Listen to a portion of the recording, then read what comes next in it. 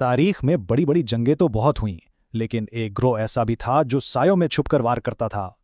سوچئے، ایک ایسا خفیہ گروہ جس نے بڑی بڑی سلطنتوں یہاں تک کہ سلطان صلاح الدین کی نیندیں حرام کر دی تھیں۔ آخر یہ لوگ تھے کون؟ فوج نہ ہوتے ہوئے بھی ان کا خوف ہر طرف تھا۔ ان کا کام تھا بادشاہوں اور وزیروں کو نشانہ بنانا۔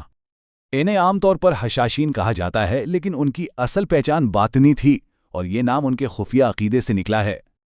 ان کا عقیدہ دو رخا تھا: عام لوگوں کے لیے اسلام کا ظاہری مطلب، اور اپنے خاص لوگوں کے لیے ایک پوشیدہ مطلب جو صرف ان کا امام جانتا تھا۔ یہ نوجوانوں کو حقیقت کا جھانسا دے کر اپنے ساتھ ملاتے، پھر ان کی ایسی برین واشنگ کرتے کہ وہ زندہ ہتھیار بن جاتے۔ ان کی دہشت کی ابتدا 930 عیسوی میں ہوئی۔ تاریخ کا ایک بہت ہی خوفناک واقعہ۔ حج کے دن مکہ میں ہزاروں حاجیوں کا قتل عام کیا گیا۔ اس حملے کا سرغنہ ابو طاہر جنابی تھا۔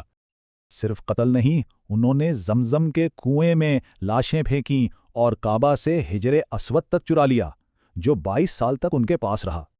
پھر اس تحریک کو ایک نیا ماسٹر مائنڈ ملا، حسن بن صبا۔ اس نے الموت کے پہاڑی قلعے کو اپنا مرکز بنایا۔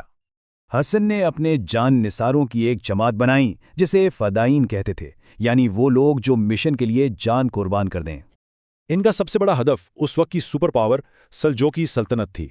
یہ سنیوں کے عظیم محافظ سمجھے جاتے تھے۔ سلجوکیوں کے پاس تھی فوجیں اور ان کے پاس تھا ایک خنجر۔ ان کا فلسفہ تھا فوج سے نہیں، اس کے سربراہ سے لڑو۔ اور ان کا سب سے بڑا شکار بنے سلجوکی سلطنت کی وزیر اعظم عظیم نظام الملک توسی۔ بھیس بدل کر ایک فدائی نے وزیر کو قتل کر دیا۔ اس ایک واقعے نے سلجوکی ریاست کی کمر توڑ دی اور ہر طرف انتشار پھیل گیا۔ حد تو یہ ہے کہ انہوں نے صلیبیوں کی بھی مدد کی اور سلطان صلاح الدین ایوبی پر 2 بار قاتلانہ حملہ کروایا۔ یہ خود کو ناقابل شکست سمجھتے تھے، لیکن ان کا انجام بہت ہی عبرتناک اور تیز رفتار تھا۔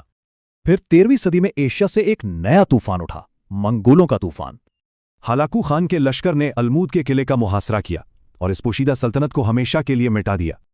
حیرانی کی بات یہ ہے کہ جو کام مسلمان حکمران آپسی اختلافات کی وجہ سے نہ کر سکے، وہ منگولوں نے کر دکھایا۔